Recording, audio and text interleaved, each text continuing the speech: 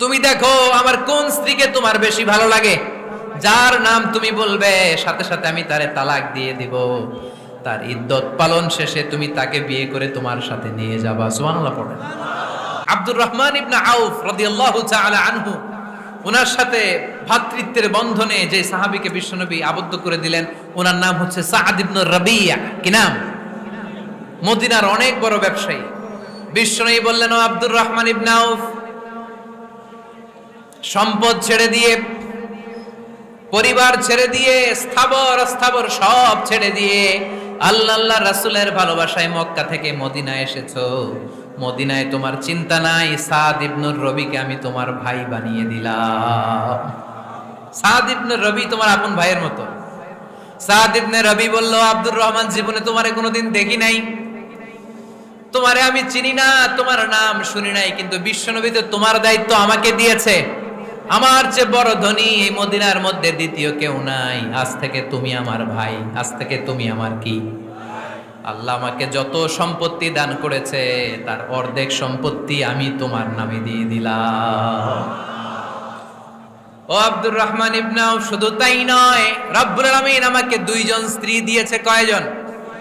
তুমি দেখো আমার কোন স্ত্রীকে তোমার বেশি ভালো লাগে, যার নাম তুমি বলবে সাথে সাথে আমি তারে তালাক দিয়ে দিব। তার ইদ্যত পালন শেষে তুমি তাকে বিয়ে করে তোমার সাথে নিয়ে যাবা। সুবহানাল্লাহ পড়েন। কারণ বিশ্বনবী তোমার দায়িত্ব আমার কাছে দিয়েছে, তুমি আমার ভাই, আমি মদিনার সবচেয়ে বড় ধনী, আমার অর্ধেক সম্পদ আমি তোমারে দিয়ে দিব, আমার দুই স্ত্রীর এক স্ত্রীকে তোমারে দিয়ে দিব। সাইয়েদনা আব্দুর রহমান ইবনে আউফ এই কথা শুনে অবাক হলেন।